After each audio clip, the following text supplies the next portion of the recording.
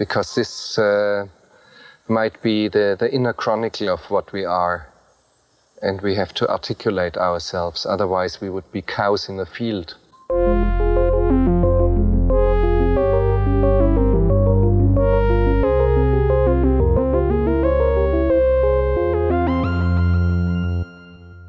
Welcome to Cows in the Field. This is a show in which we discuss philosophical themes in popular films. My name is Justin. I'm Laura.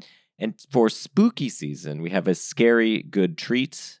It's James Cameron's 1986 Aliens.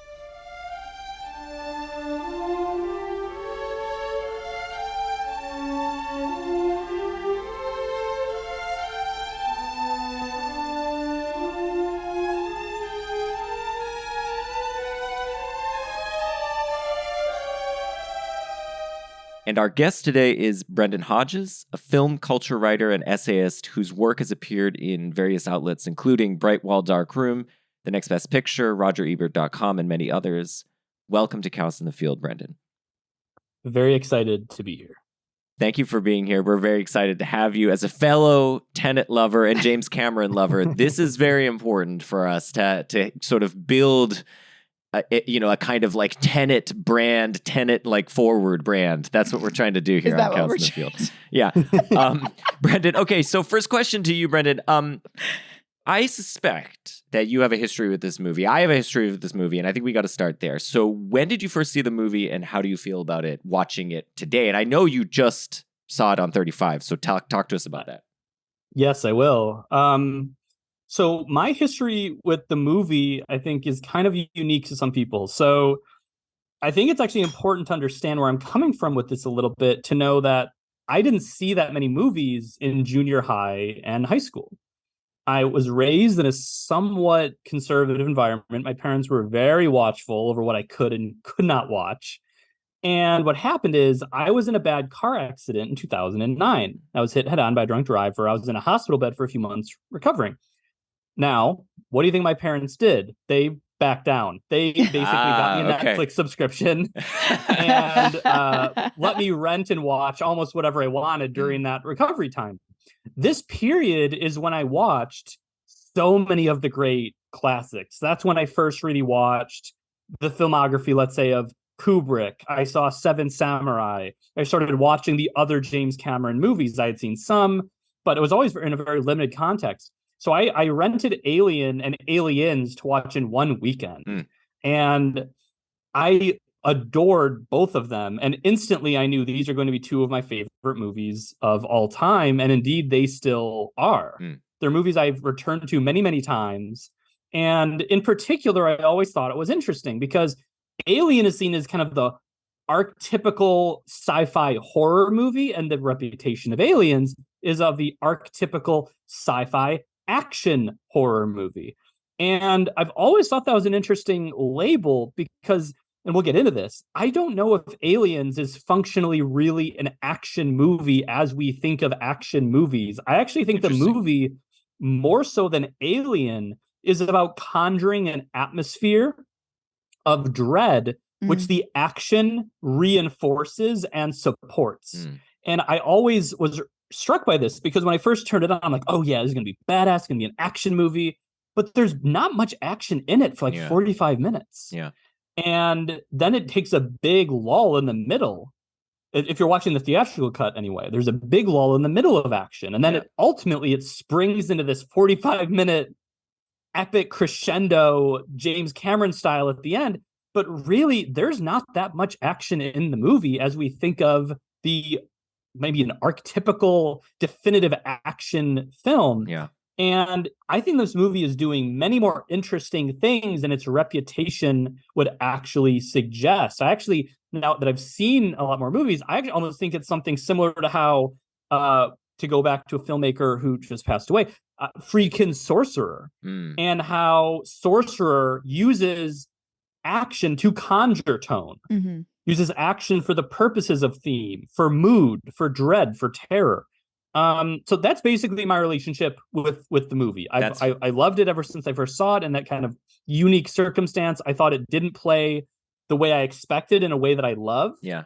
And yes, I did just see it for the first time in theaters on 35 millimeter. Tell me about that. Okay, so tell me, you gotta jumping up and down. You gotta talk about the 35. So, because so having seen it, I don't know, 12, 13 years ago at home, and then now seeing it in the theater on 35. I mean, like, I imagine it's incredibly different. But to talk about this.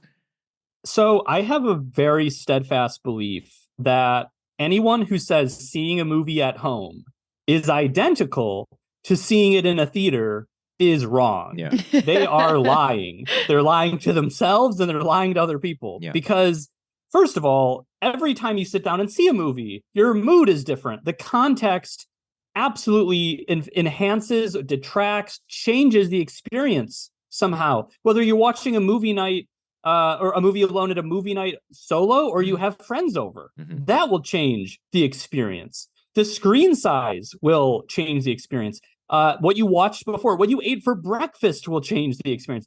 Everything is kind of fluid in that way. So, of course, seeing a movie on a theater screen is going to change the experience, even if you're very familiar with the movie. And a mutual friend of ours, film critic Bill Gabiri, once told me, your relationship to a movie changes when it's bigger than you. And I think that's true. You become more immersed in that experience by virtue of the fact that it is controlling you. You have no control over it.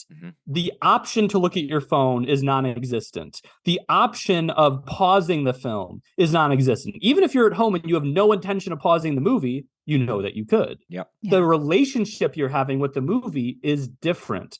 So automatically, when you're seeing a movie you're familiar with in theaters, you have to watch it and pay attention to it in a way you maybe never have. Now, in the case of Aliens, there were two big differences that surprised me. And first of all, the print at the music box, I have to say, was beautiful. It had a lot of scratches, but the color, the contrast were so accurate. I guess it was an original run print, just beautiful. But the scale of what is being shown is so much greater. That's the first thing. When you see that spaceship barrel through space in the opening, it's huge. When you see the spaceship, the space station, when you see the planet, it's almost like David Lean and how epic and big it is. But then once you get inside that base, the claustrophobia is all the more potent because you see every inch of those sets. You see every detail, you see every nook and cranny in a way that was impossible to at home. And all it does is reinforce these characters have nowhere else to go. Yeah. So it became almost the most intense experience I've had seeing the movie in a really pleasing way. And there were people in the audience who had never seen Aliens before. That's so and exciting. They were freaking out. Yeah, that's so that exciting. was a lot of fun too. Yeah. So to go from your transcendent 35 millimeter experience to my first experience watching this movie. So just because I have to put this context on the table because it's a story I've told many times to people that I know, and I might as well now tell it on the podcast. So this doesn't make my parents look great, but I don't mind. It's fine. This is what happens. So I was 6 years old when I first saw this movie. I watched it with no parental supervision in a basement on a cathode ray TV because it was being shown on TV and it was in my grandma's house. My parents were upstairs. They were having a party and they just put me downstairs and they just assumed, I think I was watching, Rugrats or whatever would have been on TV. And no, I was watching Aliens and I couldn't turn it off. This movie scarred me in some ways. I should not have been watching it at age 6. It's not that violent of a movie, and as a result, very little of it was cut for the TV screening that I saw it on. I watched They probably just dubbed the curse words and then called it a day. I watched an alien come out of a woman's chest who was just previously saying, "Kill me." I'm 6 years old. This is like the scariest thing I've ever seen. I had never seen a horror movie in my life. And I had nightmares for months. Every time, I was telling Laura last night, every time I would close my eyes, I would see the aliens when they were, how they're coming through the ceiling when Hicks opens up the ceiling thing and sees them. I would see them like in my mind's eye when I would close my eyes. It was the kind of thing that I couldn't watch this movie, probably for over a decade after that. I mean, it was just, to me, it was the scariest thing ever. And for a number of reasons, which we'll get into. But now I love it. I mean, now I just watch it on like, it's Do like you remember when film. tie number 2 was? When you were like, I'm ready to but I do remember conquer this fear? I do remember seeing it in high school with some friends at like their house, But the thing is about this movie is, I'm watching it for the first time on, this tiny little screen. I've actually never seen it in theaters, and I would love to. But, I was seeing it in an environment that like was not ideal for the movie, and it nonetheless just scarred me, And I think like there's something profoundly upsetting about this movie. And Laura, did I show you this movie for the first time? Yes. Okay. Did you, we all agree this is a masterpiece, right? This is an incredible film. Yeah. But I didn't watch it, I don't think, just until like 2012. Yeah, I basically introduced you to this, right? Because you were a fan of the first one. Yes. Yeah. I love Alien, and I had seen none of the other franchises. I think I had been in like a movie store and saw that there's like an Alien versus Predator. I think I saw like, what's the one with the Winona Ryder? I remember that's like the fourth one. The fourth one. I remember like looking at the movie box in like a Blockbuster or something and being like, "Dad, are these good?" And my dad was like, "No." But like, that was late in the franchise. Yeah. So I really I just stuck with Alien, period. And Yeah. I did not go to Aliens. So I had no idea. I definitely didn't know it was James Cameron either. No idea. Of course. I mean, yeah, that's how, yeah. I mean, obviously we're seeing this at a point where, I don't know. I wasn't obviously cognizant of any of this stuff. And I was just very upset by the imagery that was being shown to me. And weirdly, I couldn't turn it off. That's the thing. And maybe I don't think I'm alone in this regard. I think this is a movie. Laura, similarly, we watched the special edition a couple nights ago because I'd never seen it. And you were lamenting because you were like, I was mad at you. We started at 8:30. I'm on the record about my feelings about long run times. It's like a 240 movie. Oh my God. They were like, do you want to watch the normal length one or the 2-hour-40? And I was like, you bastard. Yes. You did that shit right in front of me. But the point is that Laura, you did not fall asleep. I did not fall That's asleep. The thing. Which this is a movie miracle. does it you can't turn away. That's what's one of the most incredible things about the movie is you're sort of transfixed by everything that's happening. Newt, look at me. Where are they? They're dead. All right, can I go now? I'm sorry, Newt. Don't you think you'd be safer here with us? These people are here to protect you. They're soldiers. It won't make any difference. When you think about James Cameron's career, people think it started with Terminator, and then maybe they'll go back to his Piranha 2 days, his Roger Corman shop days. But I actually think that the James Cameron, as we know him, really started with Aliens, because it's the first time we see him working on that operatic, bigger scale that we see echo through the rest of his career. The movie in his filmography this is most similar to structurally is Avatar. There's so many parallels with Avatar on just from the character, the design of the ships, some of the premise things, the momentum he builds, and the build-up. Obviously, both movies begin with a ship descending on screen on some level. We start in a human compound area. We go to increasingly alien terrain. And there's something in the science of how he programs and organizes his storytelling where he understands when the audience needs to be built up, for when the falling action should happen, when we need to be built up again. And there's always something in the Cameron's films where he takes us through new spaces. And it's always building. And there's always a sense of journey and a sense of newness and discovery.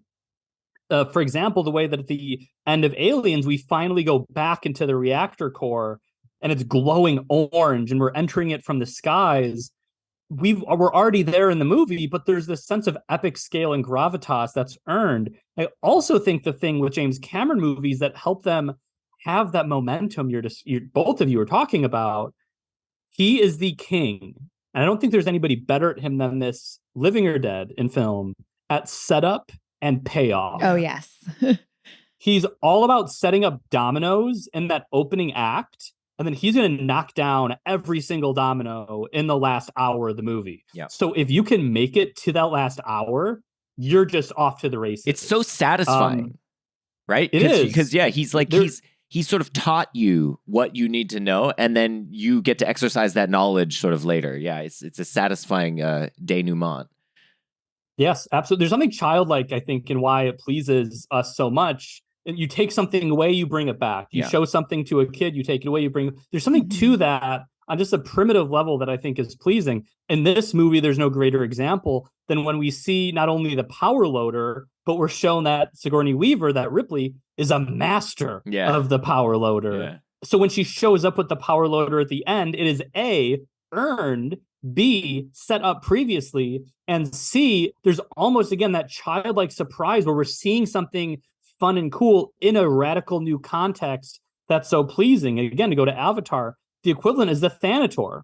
We see the Thanator chase at the beginning of that movie. Then the Neytiri rides the Thanator at the climax, right? It's similar ideas in terms of how he structures his movies. So Aliens in particular, the opening half hour is all about setting up these different seeds, and then it just, boom, goes off. And I think that's why when people saw this movie in 1986, they did not expect to get what they did. And I talk about this all the time on Twitter, but I'll share it again here. This is one of the only reviews by the late Roger Ebert I've ever read where he actually borderline told audiences not to see a movie because it made him so physically uncomfortable from how intense the movie was. He said it was not a pleasant experience. And when he left the screening room, it made him feel bad. It was so intense, so powering, so commanding of his feelings. And this is Roger Ebert. He had seen a lot of movies by 1986, but it still commanded his attention so powerfully, he didn't know what to do with himself. That's James Cameron, and I think that's just what Aliens can be in a nutshell. Totally. Let's talk a little bit about, one of the things we've done in the course of this podcast is, our podcast basically tracks the life cycle of our child, and because it's about the same age as our child. And as a result, every movie we now watch, we now see as through the lens of parenthood. That's just, and I mean, this is a movie which asks to be viewed in that way. But rewatching it this time, I was more attuned to that. So one of the things that that kind of, I think, comes out in this movie that maybe we could start with is that, especially in the special edition, they really want to highlight the loss that Ripley faces at the beginning, which is the loss of her daughter. And it's kind of interesting that it's set up like the Interstellar thing, where she's been in like cryo or whatever, and so her daughter just died of old age, and and so then that, in a way, deepens her relationship to Newt. Although I feel like in the original, in the theatrical, that's still there. It's just a little bit more implicit. But her role as like this sort of like powerful mom is a theme that kind of redounds in Cameron's filmography.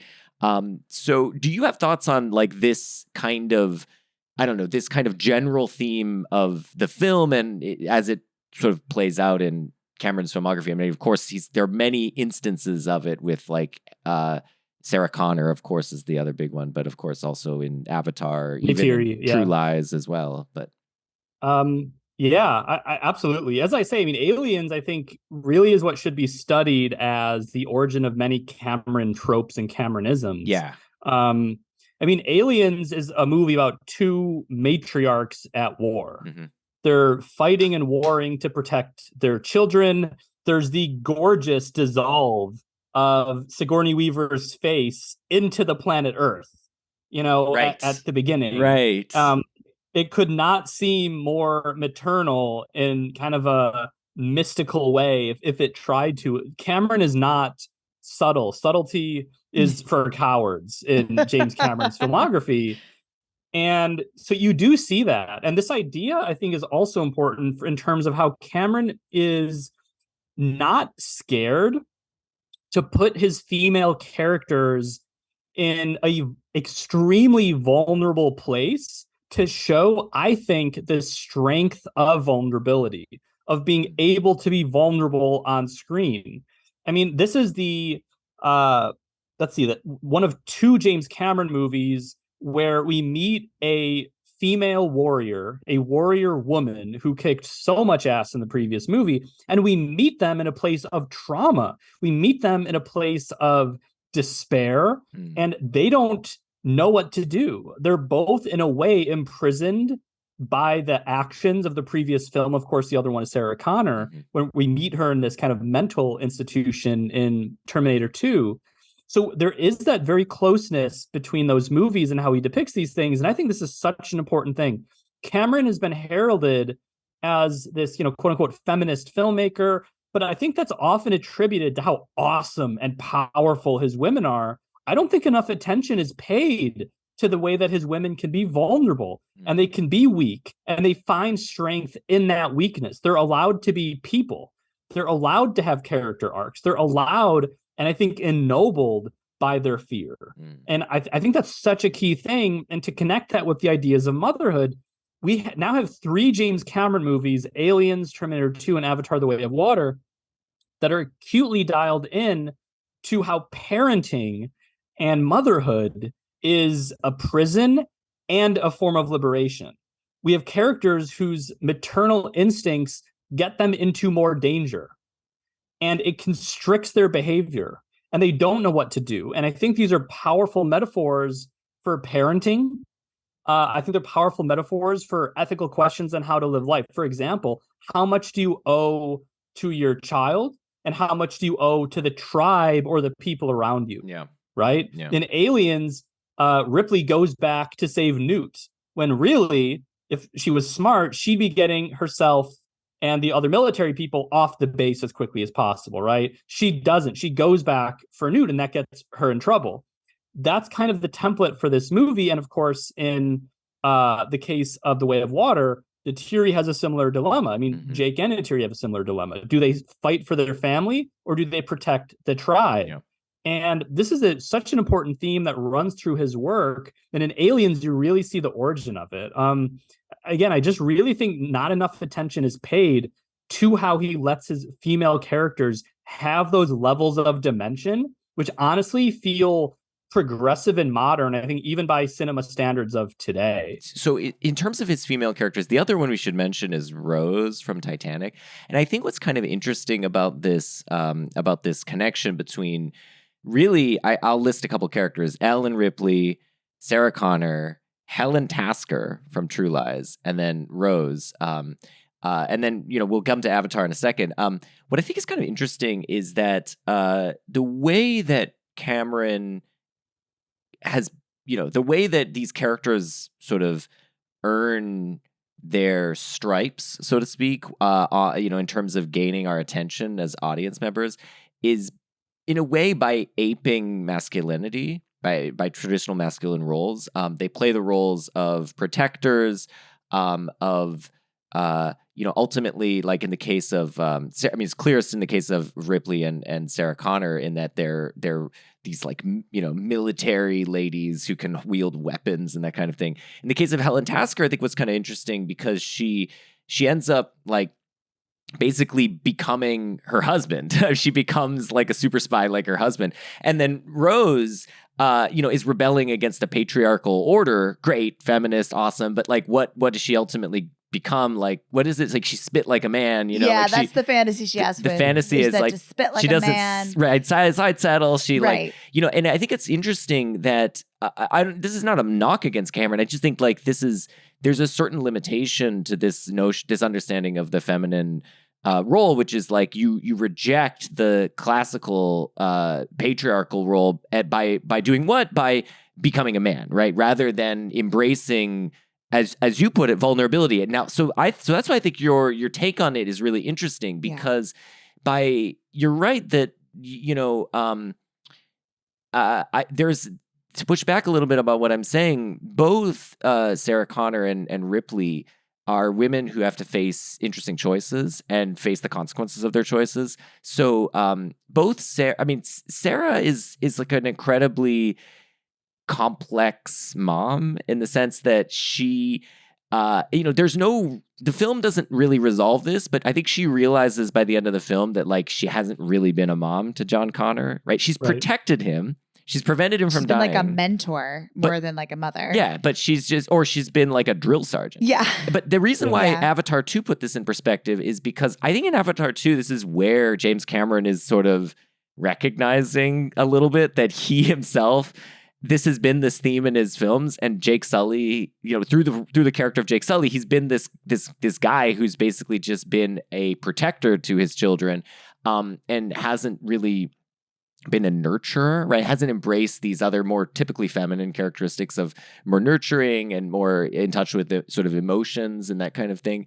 And part of the like arc of his character is to come to terms with that and allow his children a kind of room to develop in that regard. And so I think it's interesting that going back to Aliens, like, Ellen Ripley is an incredibly competent character, right? Like she is, as we learn, basically the most competent one among all these macho guys and gals who are, wielding weapons and that kind of thing. She's totally cool under pressure, even though, as you point out correctly, she's suffering greatly. I think one of the nice cases where we see her suffering is when when they go in to find the colonists, and the lady's embedded in the wall and the alien comes out of her, we get a lot of reaction shots from Ripley. And she's so like, this is incredibly difficult for her to witness because it's this nightmare she's been living with. It's reactivating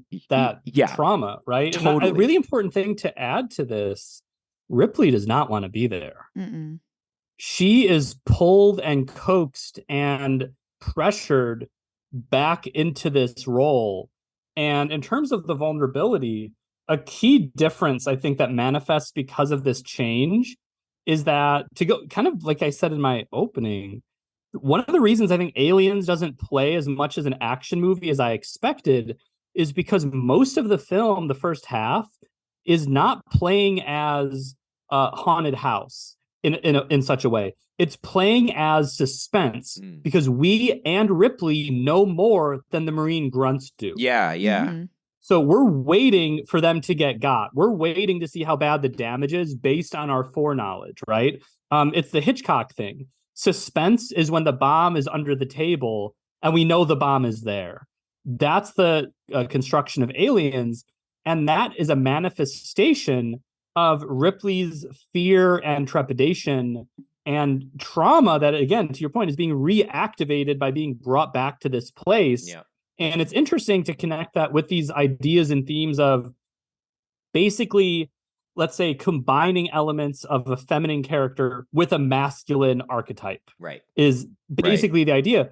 Because after a certain point, she'll be like, yeah, hell yeah, show me how to use the grenade launcher, But on the other hand, she doesn't want to have to learn how to do that stuff at all. Yeah. It's out of necessity. And once it gets to that point of necessity, will she do it? And again, with Sarah Connor, she excavates her own humanity to become, in a sense, a Terminator. Yeah. In Terminator 2. She kind of relives the, is it an ethical violation to kill baby Hitler? Yeah. Right? In the case of killing Dyson. Yeah. But in his case, he doesn't even go on to become Hitler. He's an accidental genocidal person. He accidentally ends the world. So it's even more ethically slippery. And so she's kind of trading her maternity and exchanging like almost like a Faustian bargain, her humanity, for this chance to save the world in her view. And in the case of Aliens, we see a similar thing kind of happening. Not quite the same thing, but Ripley is basically having exposure therapy to her own fears and her own trauma for the opportunity to save these people. And then she's given a reason with Newt. So I actually think Aliens is a movie about that fearful, but yes, masculine archetype discovering to some extent her maternity. Yeah. And that does change dramatically whether you watch the special edition or the theatrical cut.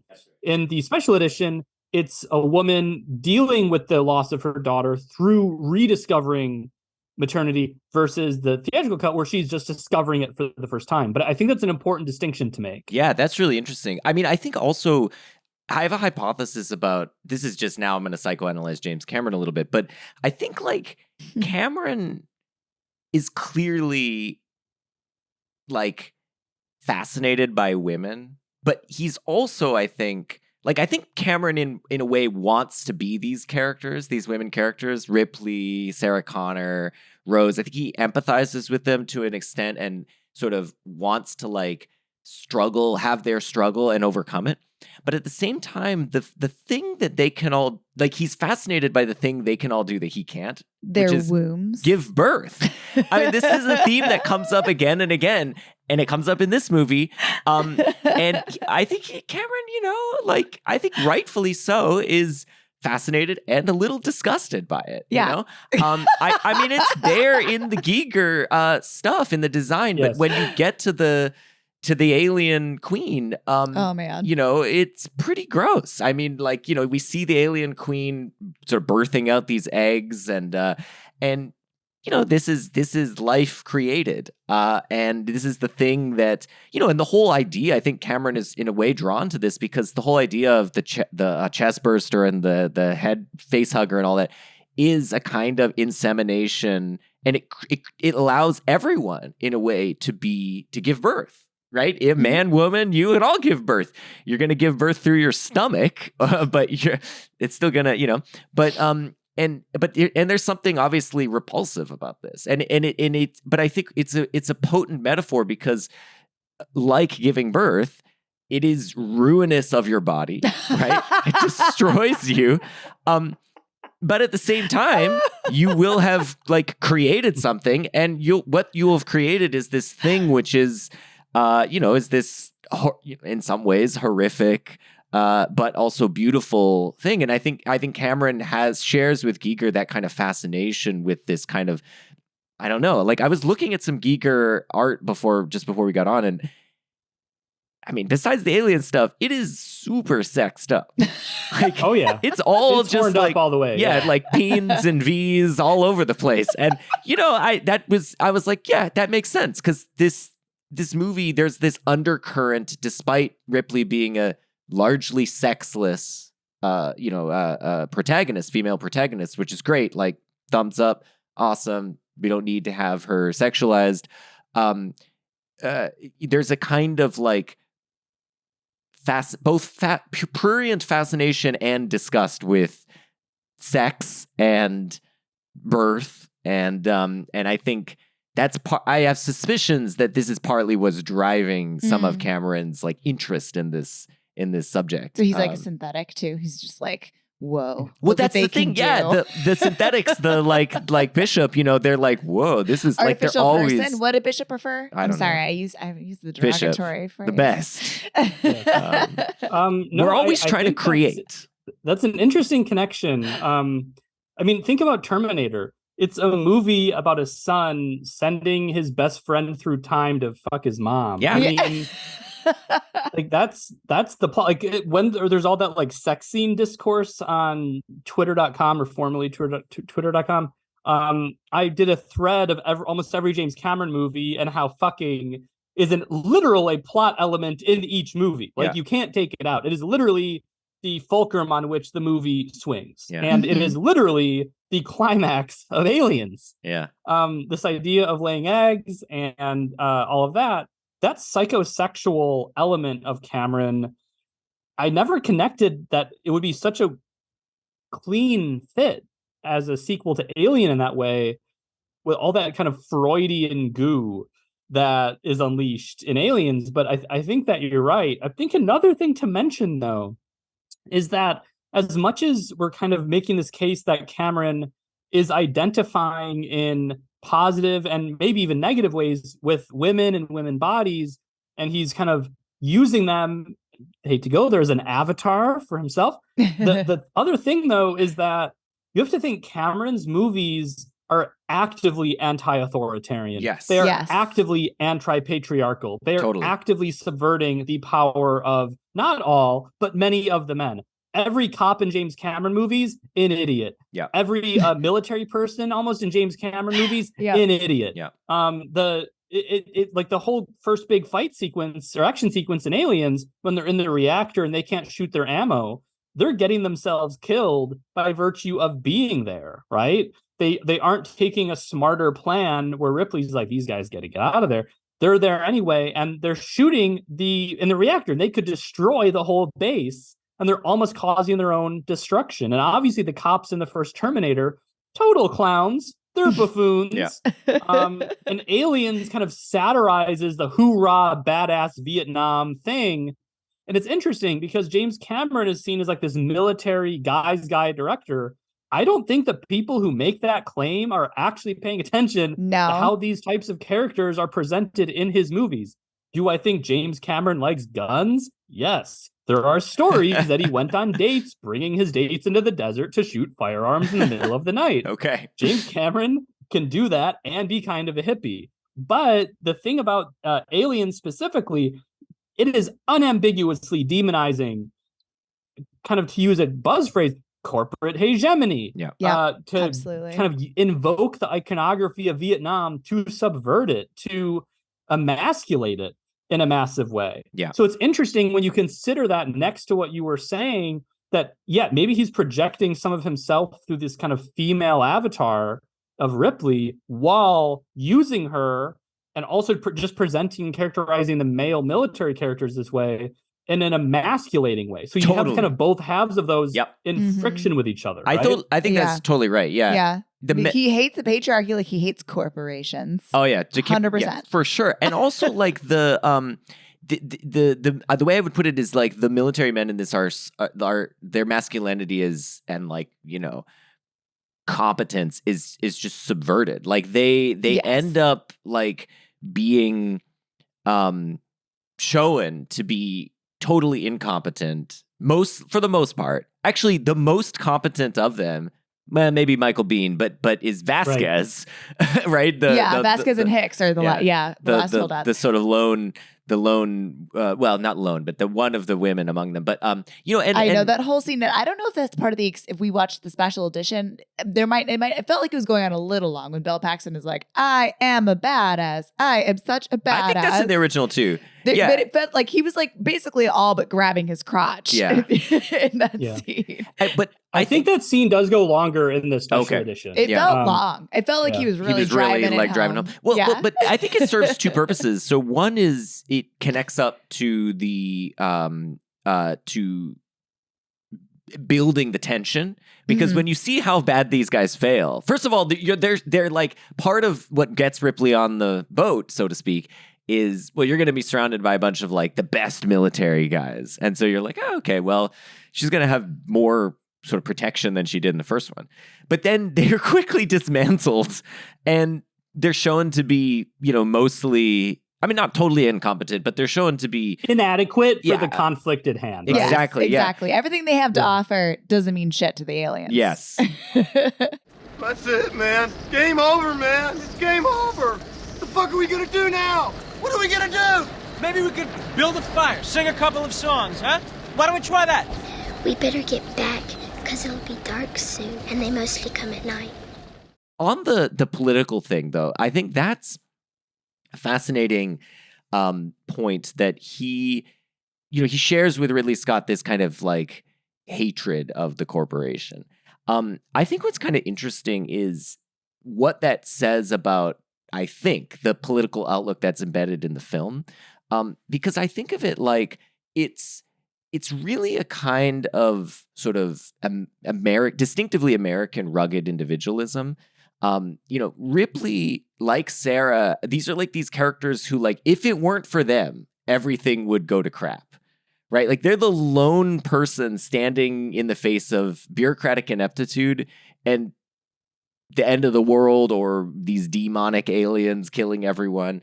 And I think that, to me, suggests that I think Cameron has a certain outlook on, you know, humankind or whatever. And I think he thinks of what's valuable about us as humans is really what, you know, we should have, like, we should sort of aim to lay the foundation for the kind of virtuous hero individual who can rise to the occasion and save the day. And I think this just comes back, I think, throughout his filmography, again, most clearly in Avatar. But Bishop, I want these specimens destroyed as soon as you're finished with them. Is that clear? Mr. Burke gave instructions that they were to be kept alive in stasis for return to the company labs. He was very specific about it. Look, those 2 specimens are worth millions to the bioweapons division, right? Now, if you're smart, we can both come out of as heroes, and we will be set up for life. You're crazy, Bert. Do you know that? Do you really think you can get a dangerous organism like that past ICC quarantine? How can they impound it if they don't know about it? But they will know about it, Burke. From me. Just like they'll know that you were responsible for the deaths of 157 colonists here. Wait a second. You sent them to that ship. You're wrong. I just checked the colony log. Directive dated 6/12/79, signed Burke, Carter J. You sent them out there and you didn't even warn them. Why didn't you warn them, Burke? Okay, look. Yeah, I think that's all correct. I mean, Cameron, I don't know if he'd characterize it this way, but his outlook in his films always reminded me of the kind of great man theory in history, right? Which obviously Tolstoy rebutted against very strongly. And just this idea of how is history something that happens to a person and they happen to be at the right place at the right time through no great agency of their own. And if it wasn't them in that place, certain different things could have happened, but generally the sway of history goes in that direction. James Cameron, I think, is interesting because I would challenge a little bit of what you said. I think, if anything, it is a open contradiction in his own filmography. Because one thing to mention is that as much as he pioneers and champions the rugged American individualist, and he absolutely does, many of his movies, but no more than both Avatar movies, are all about interconnectivity and all about that's a movie where you mind meld with animals. You mind meld with a planet. You share memories. You fuck by combining consciousnesses.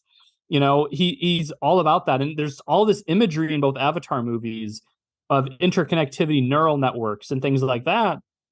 And so I think that's an important thing to mention here, that he, I think, especially as he has aged as a filmmaker and a storyteller, has gotten to a point by saying, look, we need great men or great women to ignite change.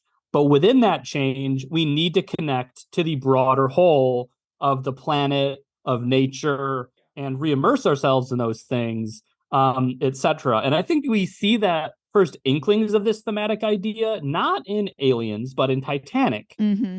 Titanic is a movie about this collective of people.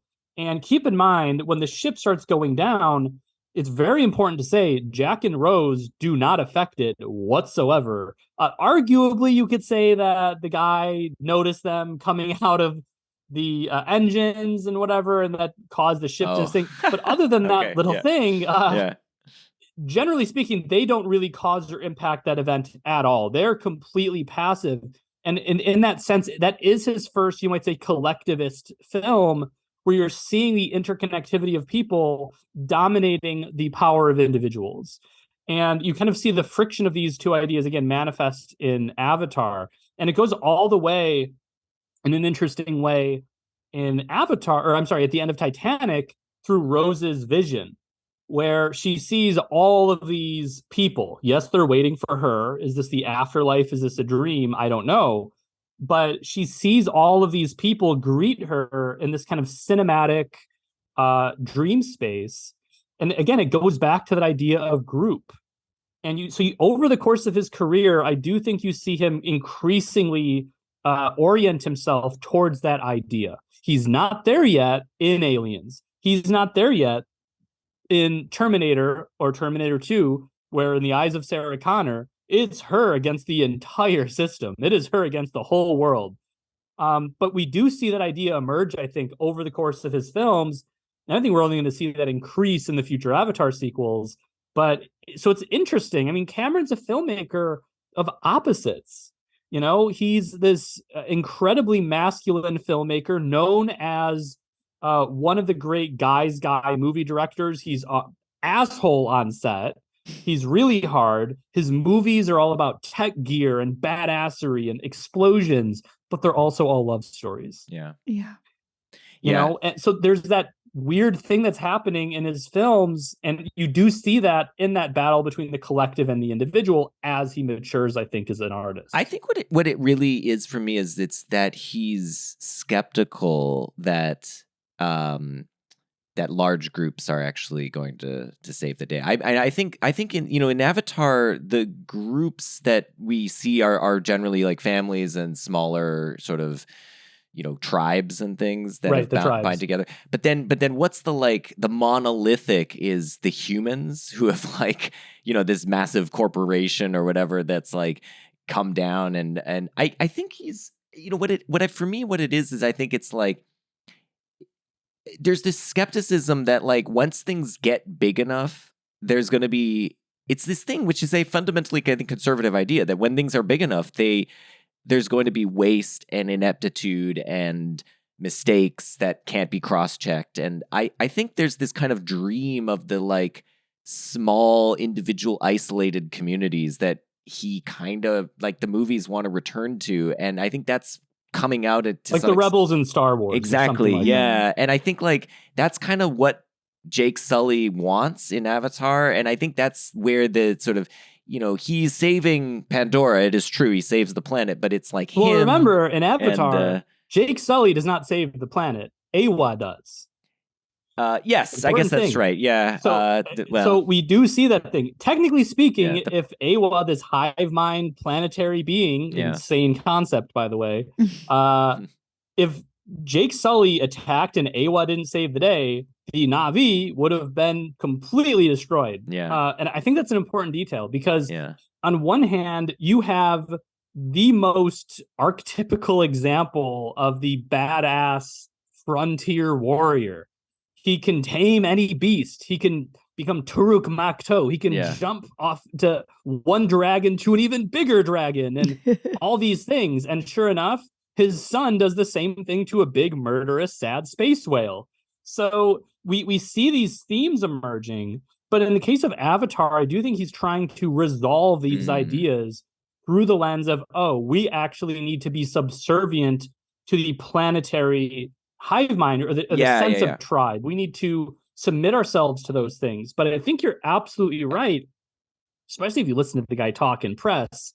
He is deeply skeptical of people doing the right thing in mass. Yeah. And I would think that if you were to ask James Cameron about this topic, he would say it's not an opinion. He would probably say it's a fact because Cameron is someone who has studied very closely, for example, the climate change movement in America.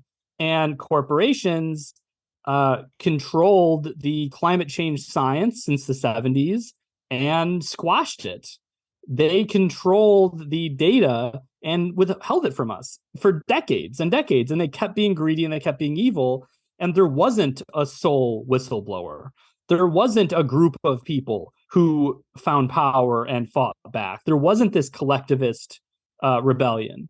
So I think that's to a great extent where he comes from in these ideas, which is he sees evil everywhere and doesn't see solutions to those things on any level. And the only way he can really conceptualize that, at least at this point in his career in Aliens and Terminator 2 and Titanic, is this idea of, individuals have to create action and ignite that. I mean, for example, like in Titanic, it is this idea of collective, but it's all these individual people who are making choices to save or to be selfish. Mm-hmm. Right? We see that in mass.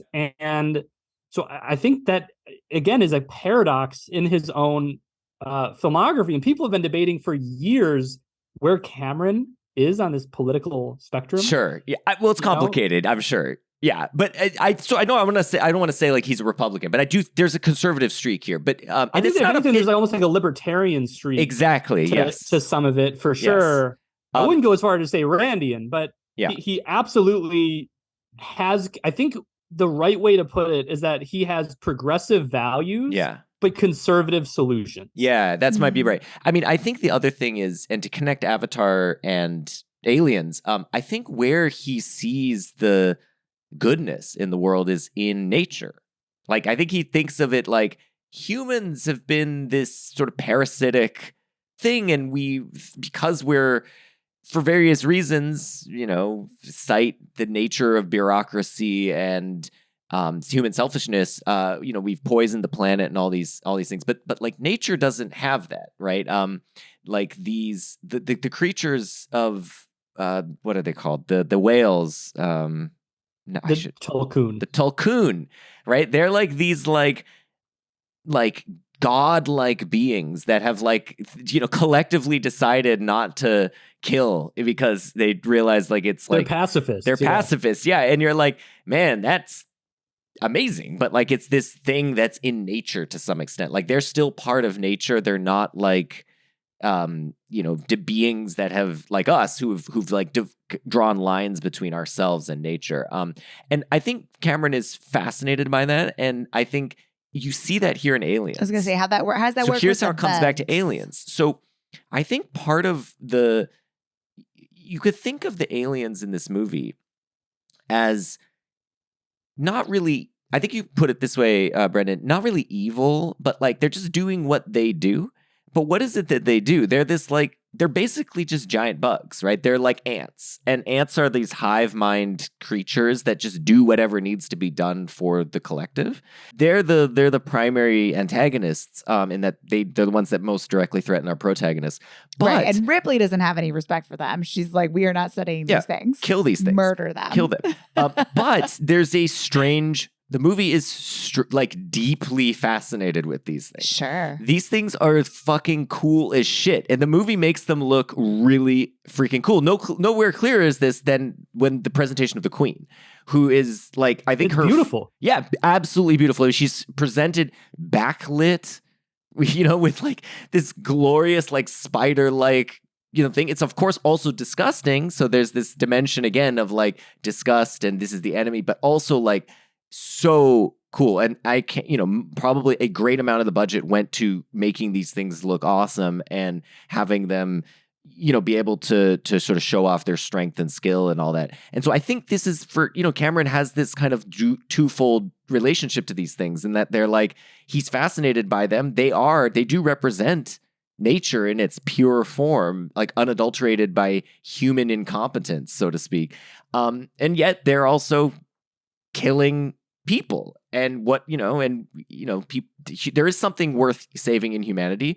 It's not the corporation, it's people like Ripley, right? It's people who can like do the right thing in the right moment, right. The kind of like the hero who can like save the rest of humanity. But I do feel like there's this kind of interesting tension in the film where Cameron is like, Ripley's great, the corporation sucks, the aliens are kind of cool. Queen's cool. Yeah, Queen's cool. Queen and Ripley are like on even ground. Yes. I mean, I love when she wanders into the egg, the egg layer, and they have this exchange, this wordless exchange. Yes.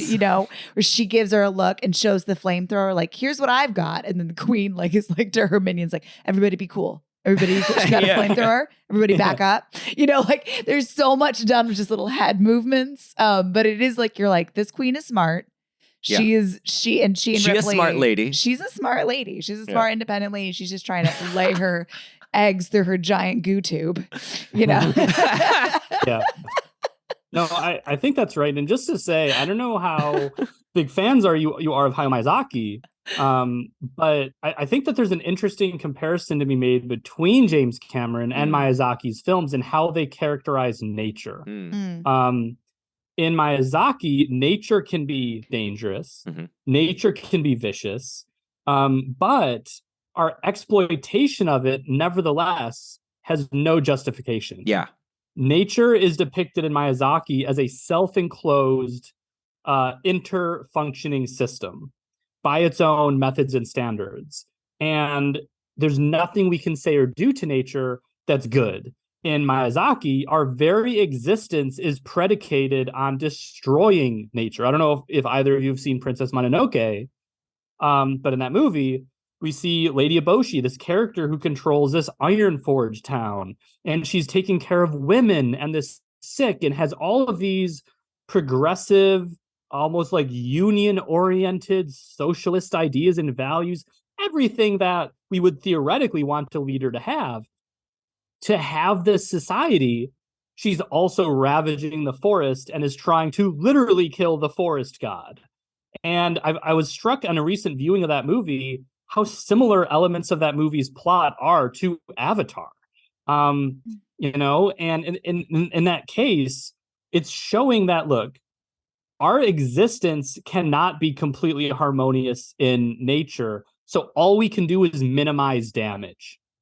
And I think this is an idea that emerges in an interesting way in Cameron. And in the case of Aliens, I think both of you say it really well, that he has that fascination, but also terror and also respect. And at the end of the day, it comes down to who's going to survive. And that's what changes the table setting of the conflict. That's when, look, Sigourney Weaver, Ripley, she wants to survive, so she's going to survive. She has a duty to protect her species. However, I don't think Cameron is, quote unquote, judging the xenomorph for wanting to procreate and protect her species. And I think that's a key differentiation. And that's actually quite different than the first Alien. Where I think in the first Alien, the aliens are an allegory for all these psychosexual fears. It's all operating on this nightmare logic. We're not meant to think about it in a real world context. It is more allegorical. Cameron, true to the rest of his career, brings it down to a more familiar reality. And in that reality, he says, we need to look out for human interests insofar as we're not also destroying nature unless it's potentially a question of survival. And in the case of Miyazaki, I mean, this is a guy who's openly said he almost wishes there was a big apocalypse on Earth because it would make the Earth prosper and restore itself. I don't know if Cameron would go that far, right? But I do think that he's exploring these ideas in his movies, to some extent. Yeah, I think this connects to why the film, in part, why the film is super scary and what makes the aliens super scary. And I think it is this dual thing of the fascination and disgust that we have towards them, and that Cameron brings out in their portrayal. And there is something. I mean, that was true to my experience watching it when I was 6. Like, I was experiencing something I never would have thought I would have experienced. It was disgusting. It was horrifying. I mean, watching a human being tell someone to kill them because their life is so horrible was like deeply upsetting.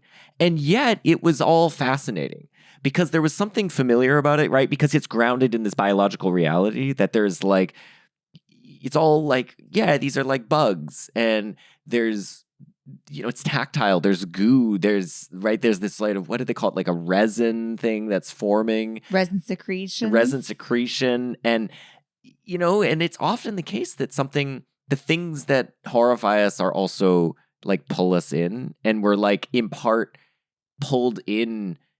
Like, it's like, it's the thing, like, you can't look away. And why can't you look away? It's because there's something that's drawing you to it. And you're sort of like unhappy with yourself that you're drawn to this thing that's so unnatural. I mean, I do think this is in some ways in Alien too, because of the Giger thing, but you're right that it's much more pronounced in this movie because we're constantly reminded of the physical reality of stuff. I'll give you one example of this, and then I'll put it back to you. But one thing is, like, everything in this movie is wet, which is like a reminder that we're beings that sweat.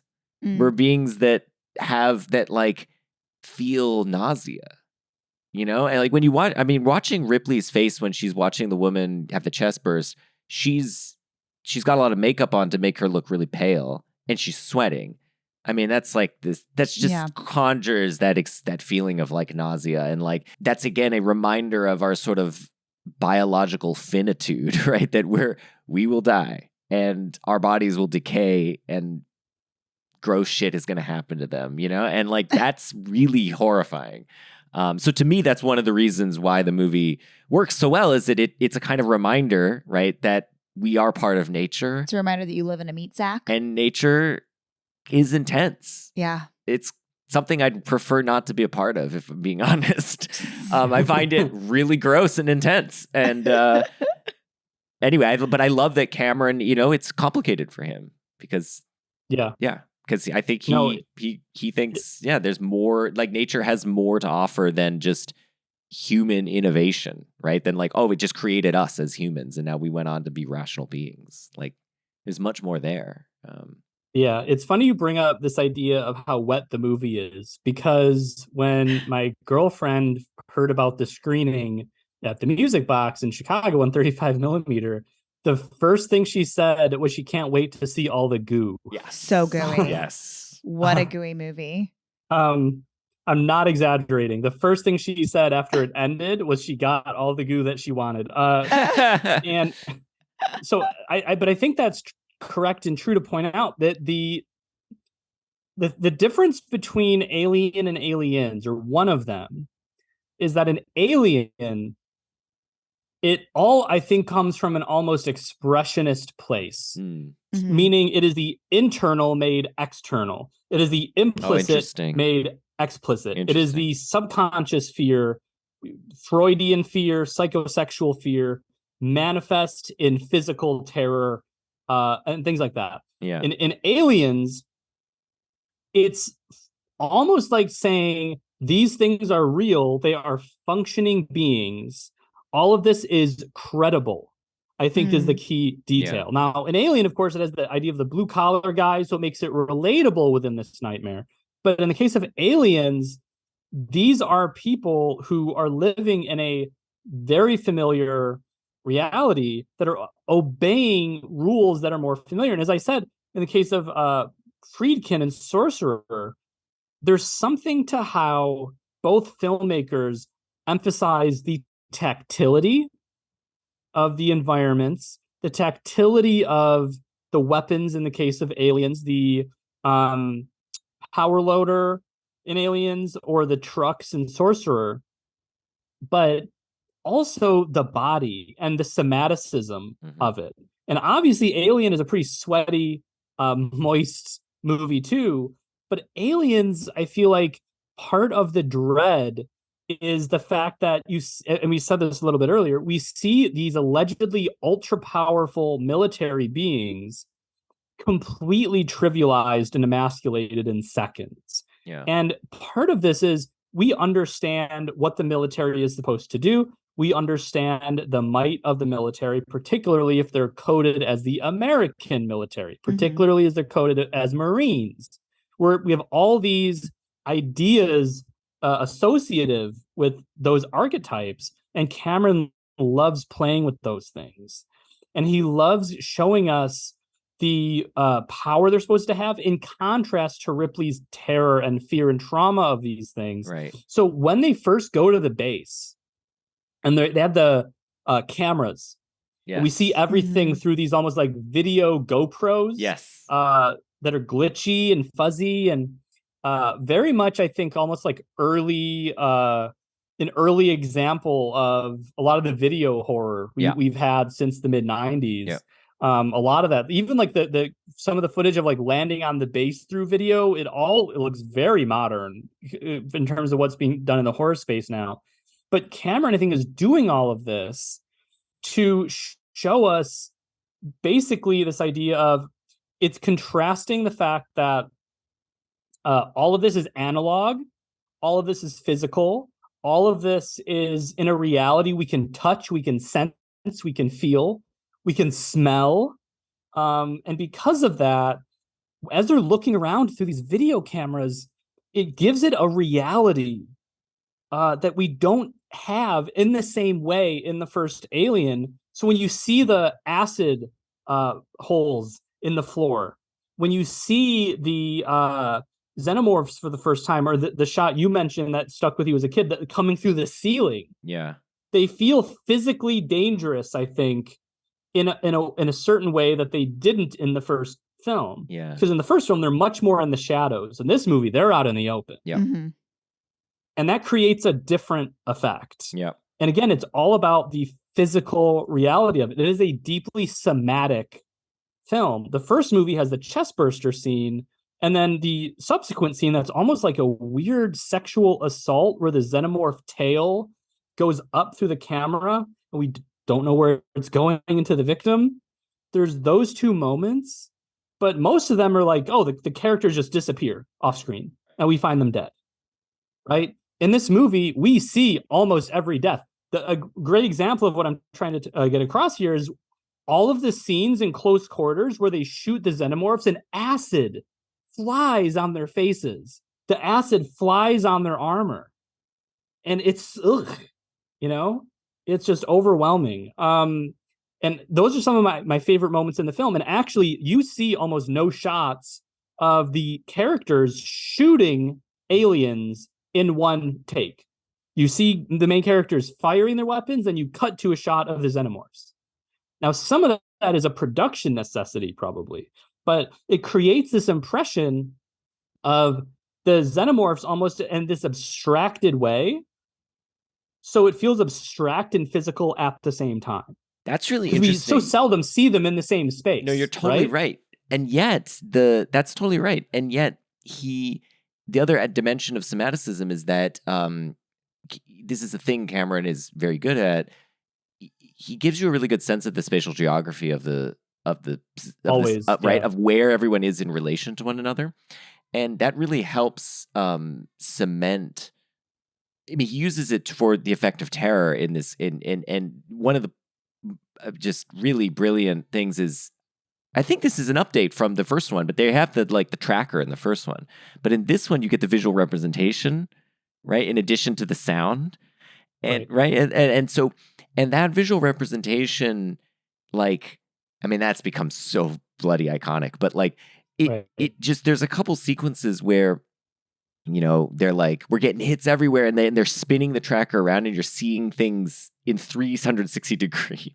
Yeah, and that under is them, over them. Yeah. Oh my God, that is so simple and in some ways so easy, and yet it gives you a real sense of you're surrounded, you're fucked. Like you're just these things are collapsing on you. Movement. Signal's clean. Range 20 meters. They found a way in. Something we missed. We didn't miss anything. 18. 17 meters. Something under the floor, not in the plans. I don't know. 15 meters. Ripley? Definitely inside the barricades. Let's go. 13 meters. That's right outside the door. Hicks, Vasquez, get back. Man, this is a big fucking signal. How you doing, Vasquez? Talk to me. Almost there. That's it. 12 meters. 11. 10. And they're right on us. 9 meters. Remember, short, controlled bursts. 8 meters. 7. 6. Can't be. That's inside the room. It's reading right, man. Look. Well, you're not reading it right. 5 meters, man. 4. What the hell?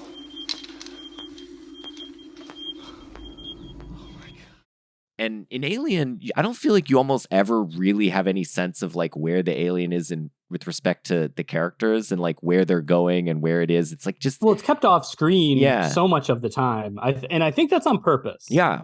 I do think that's an intentional device, but I do think it's a key difference. And even in terms of the geography, I think Cameron plays games here. I think there's scenes he makes the geography ultra clear and he orients you instantly. But there's also scenes where, for the purposes of horror, he instantly confuses the geography. And it enhances that feeling of being surrounded. It enhances that feeling of not knowing where the xenomorphs are coming from, how to defend yourself, and things like that. And so I think in terms of mastery, he absolutely is not on the level of T2. I mean, T2 is probably my favorite James Cameron movie. But I do think that he's intentionally playing games with that. Yes. In a really interesting way, you know? Totally. Yeah. No, and it's helpful because when you have a good understanding of spatial geography and the relationship between the characters, when that's taken away from you, it's disorienting. And so it can be used to a dramatic effect, as you say. And yeah, I think the other, there's a couple straight horror sequences in the film. The first encounter with the xenomorphs, the face hugger attack scene, and then the really then the last 45 minutes, starting with the xenomorph like assault. But that face hugger sequence, I mean, that's just like basically a horror short film, right? Like that's that's Cameron at his most Roger Corman. Yes. And by the way, if you haven't seen it, I really recommend it. The behind the scenes doc for Aliens is amazing, but there's a particular beat in that behind the scenes documentary where to get the xenomorph to jump at the camera, what they did is they basically shot it reverse and then played it back. And they would think that the audience would notice the rain moves up for half a second. But Cameron correctly pointed out, they're not going to see that. They're just going to see the pitter patter of the rain. We can reverse it with this in-camera trick. So it makes like the facehugger jump at the audience. It's like a split-second shot, but it is so effective. That's cool. That's pure in-camera trick. I mean, Cameron's making this high-budget, big horror movie, sequel to one of the biggest horror movies of all time. Yeah. And he's doing this in-camera trick you would learn on a no-budget set, right? And I think that example is a really good way to point out Cameron, as much as he loves to play with his toys, his camera rigs, his CGI, his puppetry, his origins in this genre are all, he puts things together with, tackle and tape and gum and shoestring. He knows the fundamentals of image and what the audience believes or won't believe. And I honestly think that particular scene with the both face huggers going after Newt and Ripley, that might be for me the most single scary scene in the whole movie because they're so vulnerable. And that's another thing Cameron knows how to do. He knows how to make characters seem really powerful and safe just so he can remove all of that safety net he's spent time establishing for an even greater effect. Yeah. Yeah, that's a great scene. That sequence really stuck out to me this time. It's weird that it's possible that sequence was cut when I was 6 because I don't have as strong a memory of that sequence. Or it's possible that I was closing my eyes or something. I don't know, but you must have. Yeah, because it is like really terrifying when they're trapped in the room with the two face huggers, and then once she does the brilliant move of executing the fire alarm, and then again they're soaking wet, so then you have like wetness, and again that just like adds to just, I don't know, everything being slippery and gooey, and then she's being strangled, and like, yeah, it just talking about tactility again. Like, I feel like this movie today would be made with a bunch of CGI, and that tactility would be gone. For all my love of Prometheus and Covenant, Alien Covenant, I wish I could too. Just wish they just stuck a guy in the suit. I know. I know. I think, was it Covenant? There was one that had the trailer where the alien jumps on the ship. That's Covenant. Yeah. Covenant. I remember just being like, that doesn't look great. It looks even in the terrible. trailer, I'm like, that should not be the shot. It doesn't work. No, Yeah. I know. But I do love those movies. But like, I do too. I wish. do too. Yeah, I wish. I don't know. I probably all those guys, the model guys and the prosthetics guys, like those jobs have just gone away or whatever. So there's like no. It's a like, lost pro. art for Yeah. sure. And there's, not to go on a tangent with you guys, but there's such a big debate right now over prosecuting in public, quote unquote, bad CGI. Okay. And I think, it's a big thing. Like, there's this big debate about what is bad CGI, what makes CGI good, what makes it bad, not even on like a technical level, but on what makes us read it as good CGI or bad CGI, and why some CGI today looks so much worse than CGI from, let's say, some Lord of the Rings movies or Pirates of the Caribbean movies or whatever. A lot of that, believe it or not, I think has to do with color grading. But I think a lot of it has to do with the fact that most filmmakers, I think, really struggle to create a credible artificial reality. They just don't know how to do it. And in the case of whether the xenomorph could ever work in CGI, if there's one filmmaker who could probably do it, it's James Cameron. Yeah. And when we think of the Avatar movies, a big thing to look at in them, he shoots them in this very loose seeming, but actually incredibly precise handheld style that simultaneously seems reactive and presentational of the world on Pandora. And because of that, we feel the world is real and it's tactile in a way most movies that have a lot of CGI don't. And I think that the big issue is that it's a lot easier for something to seem real and beautiful and tactile when there's just a physical thing there. That doesn't mean CGI can't do it. I'm certain James Cameron could figure out a way to do it. It means, though, that when you watch movies from the 80s, like Aliens, with the matte paintings, Yes. with the matte paintings even of space, Yeah. of the planet, of the vehicles, of all of it, it does the work on its own for you. And I think it's just so powerful and so beautiful. And there's been all these trends online of people revisiting movies from the 2000s or the 80s or 90s and like, wow, these look so good. It's true. I mean, I don't know what it was like for you guys, but whenever I revisit a Cameron movie or Spielberg movie from the 80s and 90s, if anything, they've aged better than they would have otherwise because of how artificial movies seem now. You know, and I think that speaks to kind of connect full circle to the tactility, to the somaticism of what Aliens is doing. And it speaks to the broader debate about what's going on.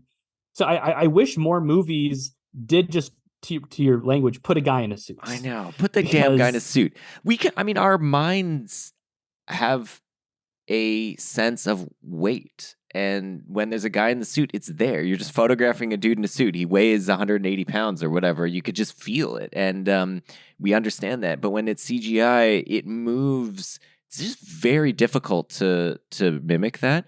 I imagine someday we will. But the problem is that in between 2005 or whatever, when we really started doing this in great amounts, and whenever we figure out how to create CGI that feels like it has mass, all that stuff is going to look weird and fake, and it's just going to get worse and worse as it goes on. It's going to age so bad. It's going to age really badly, and it already has aged really totally. Like if you watch like some of the even like Marvel movies, even the Marvel like 5 stuff, years ago, yeah. Oh, it's bad. Like so it is a thing. It may have its own nostalgia factor in 20 years. Fine, that would be great, but what I think is interesting is that a movie like Aliens, or go even back like to any 3-strip Technicolor movie, just looks fucking amazing. And these movies that are made 100 years ago look better than the movies made today because it's just there's something about like photographing stuff on film in color with actors and you light it properly and you don't, and you have puppets or whatever. And it just, our minds understand it as a real thing. Whereas this kind of moment that we went through from like mid 90s till whatever, of like becoming increasingly reliant on CGI, it's just not going to hold up in the same way as a movie like Aliens is going to hold up 50 years, on. And that kind of sucks. I mean, that's fine. Whatever. It is. The filmmakers understand this, but like it just kind of sucks to some extent because I imagine a number of filmmakers would have if they were given the choice, would have chosen, because they want their films to last in posterity, would choose to do things more practically. If they could. Well, yeah, so but I want to add something because I think this is so vital to this conversation. Movies in the past, not all of them, but a lot of them, they depicted the world as a movie world. Yes. They created a heightened, elevated cinematic reality. Yeah. They used elements of artifice to create beauty and immersion. They don't all look like The Red Shoes or Black Narcissus or, any of the Technicolor movies, but they do create a heightened world. Yeah. Aliens has really powerful lights everywhere. Yes, totally. And that's not how reality has ever once looked. Now, in the contemporary phase of cinema, and especially streaming shows, there's this fashion of dim, flat, murky lighting that supposedly is meant to be closer to how the human eye perceives dark spaces, which, by the way, I think is bullshit. But Regardless of that statement or the accuracy of it, speaking just in aesthetics, I think now, not all the time, but in most situations, it creates a less believable and immersive reality because film, more than almost any medium, is an expressive one. It expresses through the exact shade of color, the exact way light bounces, where light comes from, how it moves, how it lights faces or puts faces in shadow. All of these things are so obviously precise, and there's that whole subfield of color theory that comes into play and all these things. And James Cameron understands these fundamentals, I think, almost better than any filmmaker working today. Him, Scorsese, Spielberg, those three, maybe George Miller, these guys really understand how to create an elevated sense of a cinematic reality and how a cinematic reality cannot and should not represent our own. It has to be credible by its own rules, by its own logic. And because of that, you asked me when we were kind of talking about what we talk about in the show, about what makes so much of Aliens have that level of dread and terror. This is it. It is an elevated cinematic reality where danger, tension, and emotion literally drip into the frame. And today, you don't have that. Even really good horror movies, if you don't watch that on a perfectly calibrated home display or on game mode, you're not going to see shit. If you're in a theater with a somewhat dim projector bulb, you're not going to see shit. Yeah. And even on a perfect setup, it's so much of like the horror is like straining to see what's happening in a way that most of the time does not work, instead of making faces either very clear or very not clear. Sometimes they can do it in between, but a lot of the time it's based on this idea of creating a space that is beautiful and not one that is meant to be real, but beautifully artificial in a real way. Yes. Does that make sense? Totally. Yeah, I'm totally with you. I mean, I think part of it is the film. You will just immerse yourself in the film in the first 10 minutes or whatever, depending on the rules it sets for you in the first 10 minutes. I mean, I think a part of the reason why I think Avatar works so well, especially in theaters and in 3D, is that it's a fully CGI environment. And so it's so much easier to just, you don't think about this being CGI 10 minutes in because everything is CGI. So there's no contrast. But when you watch a movie that's shot on a green screen with actors and then there's CGI elements, the CGI elements stand out with respect to the actors because you have this melding of the two. And it's very hard to keep those sort of together. And so there's an incongruity there, which can be exploited in interesting effect, but it's often... I mean, you just did a podcast on The Phantom Menace. Totally. And I think it can be done in an interesting way. But I think what it's trying to go for, as you put it nicely, Brendan, is they're trying to go for like mimicking real, like whatever real is, and it just can't. And so you can either lean into the unreality of the CGI that Cameron did in Avatar, or take like Speed Racer or something for a movie that's like just totally leaning into this as its own aesthetic. Or you can just, my own take would be like, or just shoot everything as with real things in the frame, and there won't be this discontinuous dimension that's like hard to process for our brains, like that there are these two things interacting. And it's also harder on the actors because they're acting in front of tennis balls. And so I'm totally with you on all this. Well, it's a question of authorship and a question of skill. This is why Aliens, I think, every time I see the movie, and especially seeing it on the big screen, the artistry of every little bit of those sets, the light design, this expressionist kind of heightened world it's creating, you feel it. And even at the time, it was above its league. It was above its fighting weight, so to speak. But it is really a lost art, and I mourn it because you just don't see a lot of that anymore. And there's this big debate recently about like whether Christopher Nolan badmouthed CGI artists when he said he thinks CGI is a little anodyne and safe for Oppenheimer to do the nuclear explosion. And people jumped on him for that, but he made one really important distinction. He basically posited, have you seen a horror movie that had a CGI creature or bad guy or ghoulie or villain or goblin or demon or whatever, a CGI, fully CGI villain that scared you the way a guy in a rubber suit did, or a mask did, or an animatronic? Have you seen it? And 99.99% of the tension, it does feel more safe. Yeah. Right? And you see that comparing Aliens to Alien Covenant, right? Yeah. I will add one thing I think it does uniquely well, and I did mention this briefly, but I think it's worthy of a bit more discussion, is how James Cameron uses space in his movies. He creates his films through a series of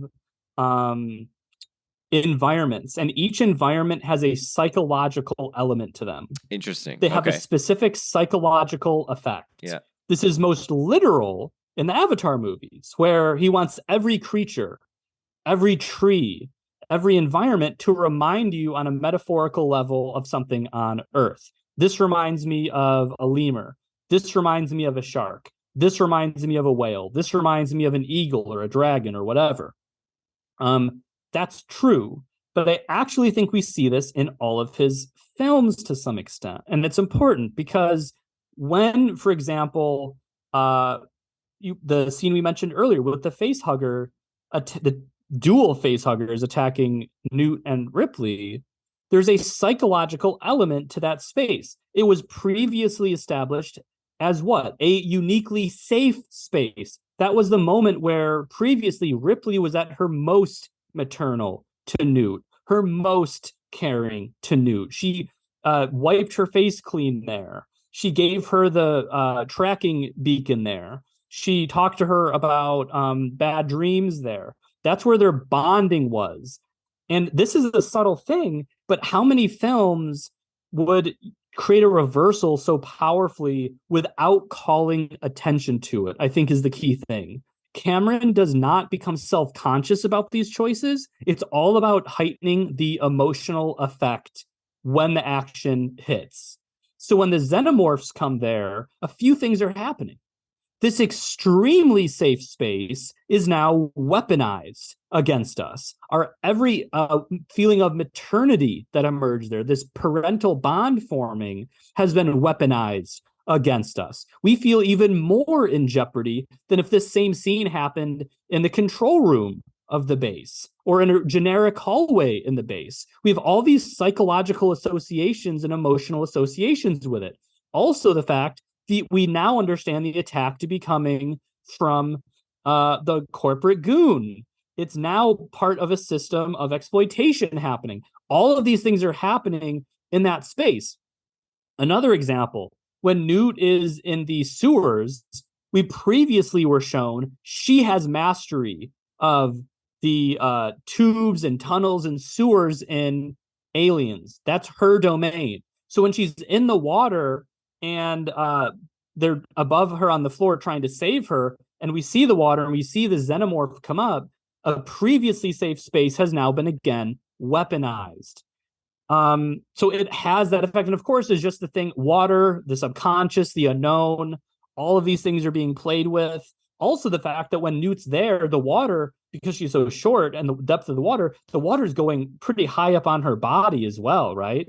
So now she's in a more vulnerable position. These are all visual cues and psychological cues. Cameron is not over-exaggerating or drawing overt amounts of attention to it. It's only there to enhance and empower the storytelling and the action.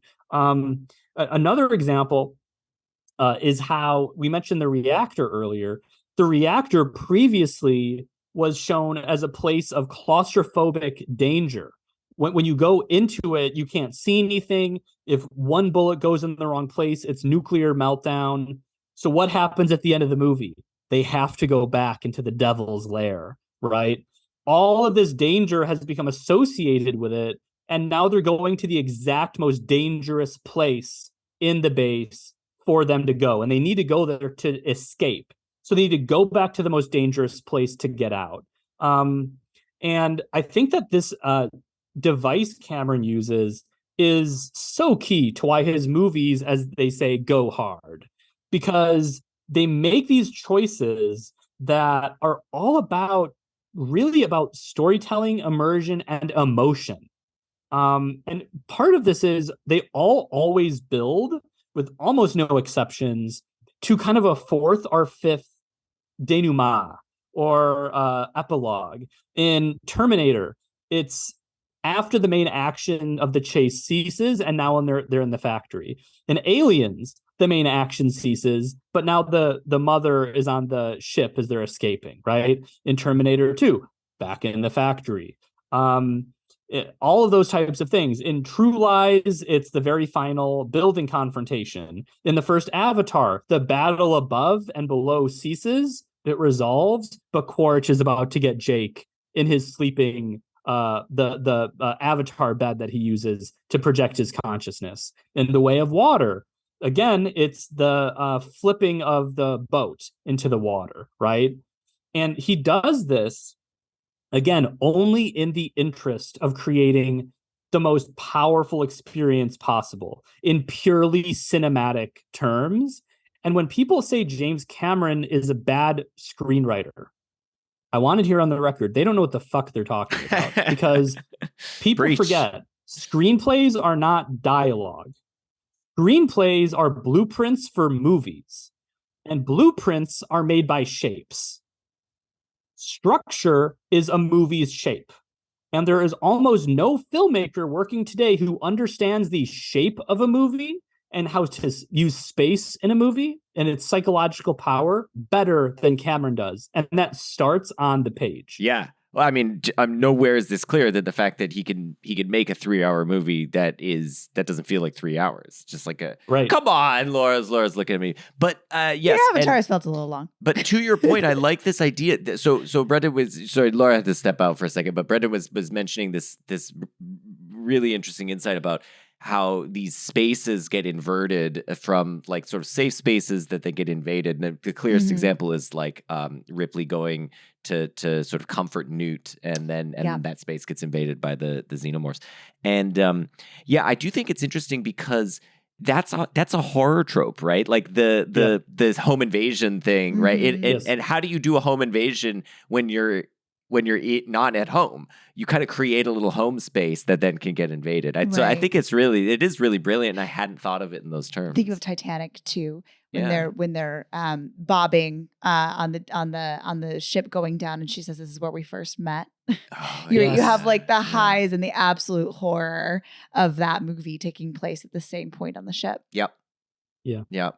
I mean, and in the case of Titanic, speaking of setup and payoff as well, they obviously run through almost every space we saw on some level in the earlier sections of the movie. Yeah. And then we subsequently see them invaded by water. Yeah. And terror and destruction. The doors coming down and the furnaces, right? Where they can't get out. So I do think this is just such a key thing that he does. And again, it's a lost art for the most part. So few storytellers, I think, know how to use space in cinematic expressive terms.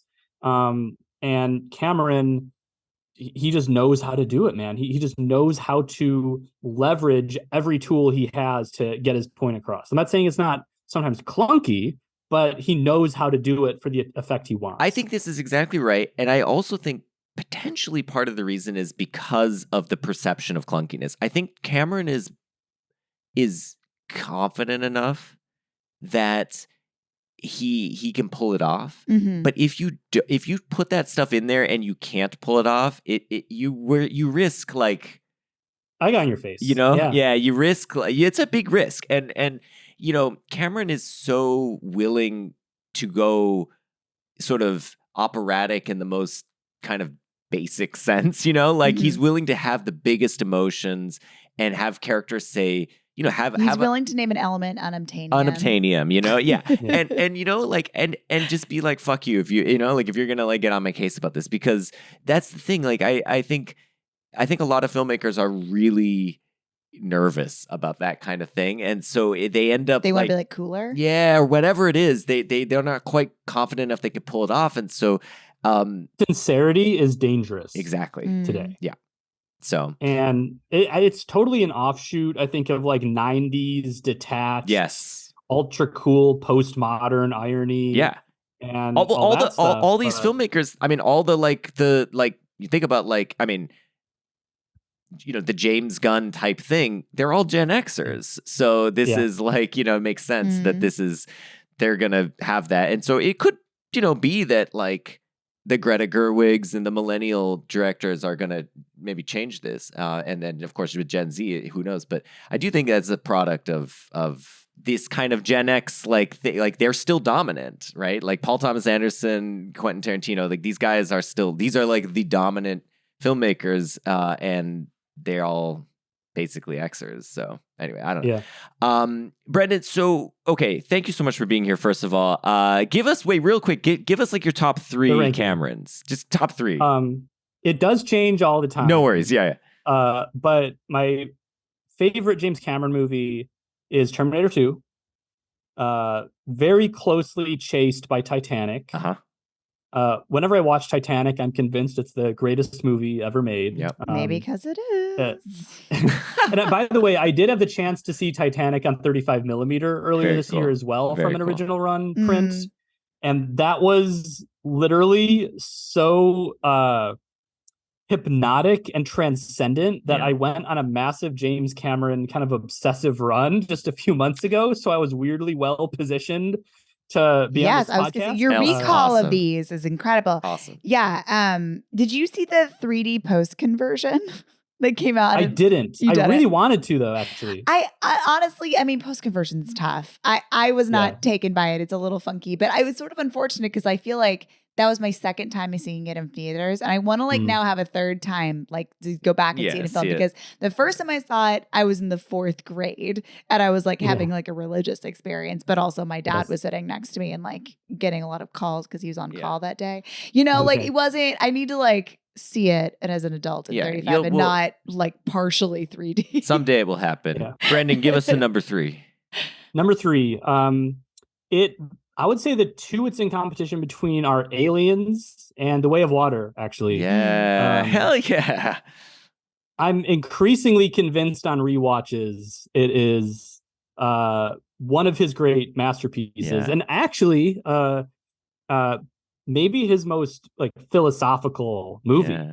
Yeah. I think so. And laden with different existential ideas. I mean, the Way of Water is kind of a movie about, it sounds crazy to ever discuss the plot in literal terms, but it's a movie about the resurrected dead dad of one of the main characters who doesn't know who he is, wrestling with his paternity while fighting the characters who killed his past self. And there's all these Blade Runner questions about is he this new person? Is he this old person? Are his memories him? Are they not? There's all these existential things it's dealing with. And it's kind of a movie about adaptation in action. So I think there's all these interesting things going on in there. I cannot agree with you more about Way of Water. That was my favorite movie last year. I was my number 1 with a bullet, and you're totally right that I think it will grow on people because that it is Quaritch's movie and that he has the biggest arc of the movie is that was I was like, what? And I think I couldn't really even fathom it the first time I saw it. The second time I was all in on that, but and that's why I think it grew on me the second time. Because I then was able to sort of see it in that light. Brendan, thank you so much for being here. That's a great ranking, by the way. That I love that. By the way, tell people at home where they can find, read your stuff. Do you have a website? You're on Twitter or whatever, X. Shout out your socials. Okay, you can search just my name, Brendan Hodges, on Twitter, X, Blue Sky, Threads, Letterboxd. You'll find me by my name pretty easily. I'm the only Brendan Hodges in the film space. You can also just search Metaplex Movies, and you'll find my stuff as well. And just search Next Best Picture. My writing's on there, Bright Wall Dark Room. et cetera, et cetera. But yeah, thank you so much for having me. It has been an absolute blast speaking with you both. Absolutely. Thank you, Brendan, very much Thank for your you. time. We are at Cowspod on Twitter. You can find us on the web at cowspod.com. Newly No more anointed. WordPress. Yeah, website. And in 2 weeks, we will be talking to my friend Mattia Chitoso about 24-hour party people. So we'll see you in 2 weeks then. Thanks, everyone.